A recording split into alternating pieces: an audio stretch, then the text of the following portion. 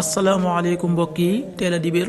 juróom-benni fan ci ramadan muy weeru koor di juróom-ñeenteelu weer ci atum junni ak ñeenti téeméer ak ñeent fukk ak juróom ci gàddaay yonente bi sallallahu alayhi wa sallam dëppoog fukki fan ak juróom-ñaar ci weeru mars ci atum ñaari junni ak ñaar fukk ak ñeent juróom-benni fan bokkul ci lim yu fàtte lim bu rafet la kon tey ci dibéer ji rafet na li ñu ciy teetere waccandiku moom dibéer mooy ko ca wata wala ko ca tàggoo ñaanu bis bi yow sama borom yàlla na nga ma jéggal yàlla na nga ma baal yow yaay baalekat bi tey yërëmekat bi rabbi xfir lii wa tub alayya innaka anta tawaabu rahim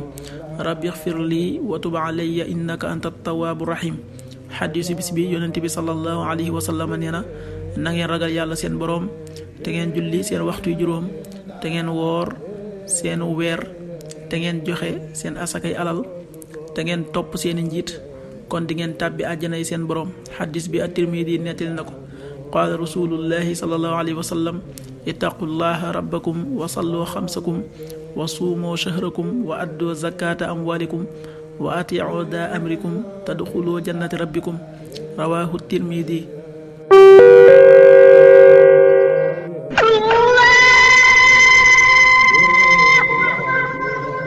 waxtu julli yi suba waxtoom dana tàbbi 5h59 juróom waxtu yu tegal juróom fukki simili ak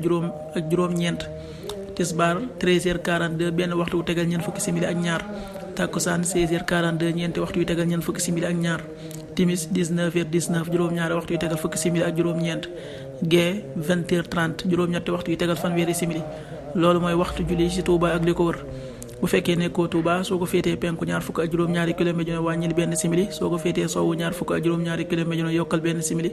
soo ko féetee gànnaar wala Saloum téeméeri kilomètre dina yokkal benn simili waxtu jàpp wi 5h51 juróomi waxtu yu tegal juróom fukki simili ak benn waxtu dog wi 19h19 juróom-ñaari waxtu yu tegal fukki simili ak juróom-ñeent jant bi dana fenk 7h14 juróom-ñaari waxtu yu tegal fukki simili ak ñeent di so 19h15 yàlla na nu yàlla nangul te nangul leen amin